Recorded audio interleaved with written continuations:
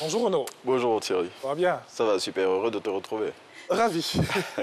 Alors, on débute avec ce qui fait aussi l'actualité chez nous en Côte d'Ivoire. C'est la publication de la liste provisoire des candidats retenus pour les législatives du 6 mars prochain.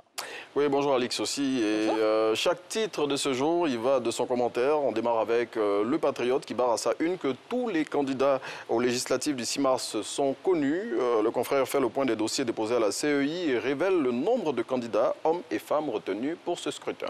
Et sur le même sujet, on va y mettre une autre couche avec le quotidien Le Matin.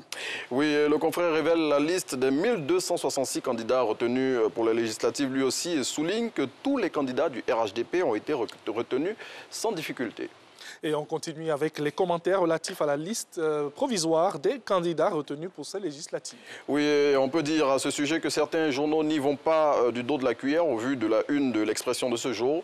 Selon le confrère qui s'intéresse aux candidats proches de Laurent Gbagbo, seuls ceux qui le méritaient ont été retenus.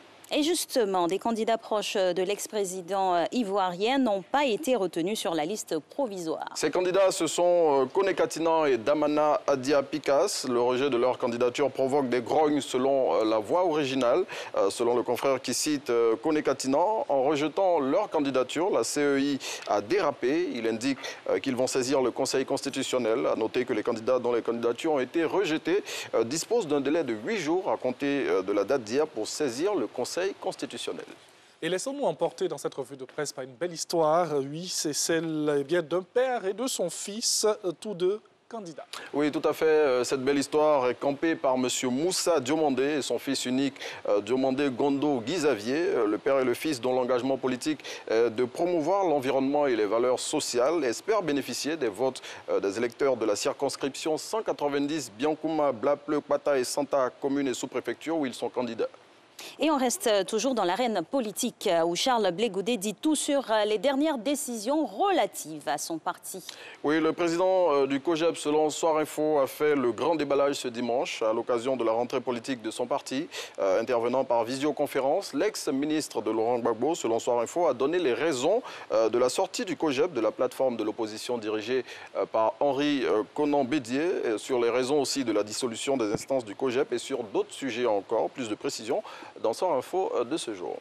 Et l'intelligent d'Abidjan s'intéresse à un sujet qui nous intéresse tous aussi, c'est le basculement de la numérotation téléphonique en Côte d'Ivoire. Oui, le confrère révèle comment s'est déroulé le passage de 8 à 10 chiffres de la numérotation téléphonique dans notre pays. Pour tout savoir sur cette opération qui s'est déroulée, tout le monde le sait, dans la nuit du 30 au 31 janvier 2021, il faut lire l'intelligent d'Abidjan de ce jour. Et il y a eu des affrontements au quartier abattoir dans la commune de Port-Bouilly. Oui, c'est en fin de semaine dernière que des affrontements sanglants et une fusillade ont éclaté dans ce quartier de la commune de Port-Bouilly. Selon l'Infodrome, résultat des courses de ces affrontements qui, selon le site d'information, a concerné des jeunes de ce quartier, un mort et plusieurs blessés. Et on parle santé. Le quotidien d'Abidjan propose dans son numéro de ce jour un reportage sur la cirrhose de foie.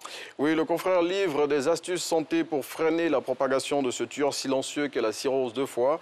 Pour tout savoir sur cette maladie et surtout comment freiner son évolution pour ceux qui l'ont déjà, il faut retenir le numéro de l'intelligent d'Abidjan de ce jour, plutôt du quotidien d'Abidjan de ce jour.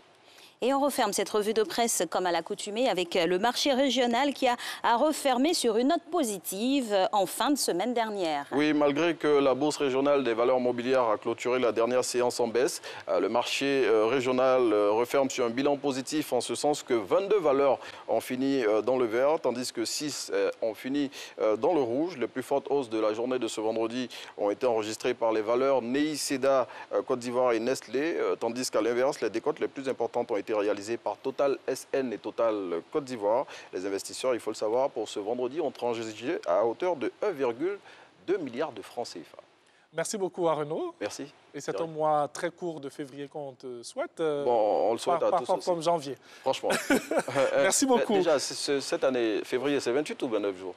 Ah ben, je crois qu'on en a... Année bissextile ou quoi? Bon, on en a 28 approximativement.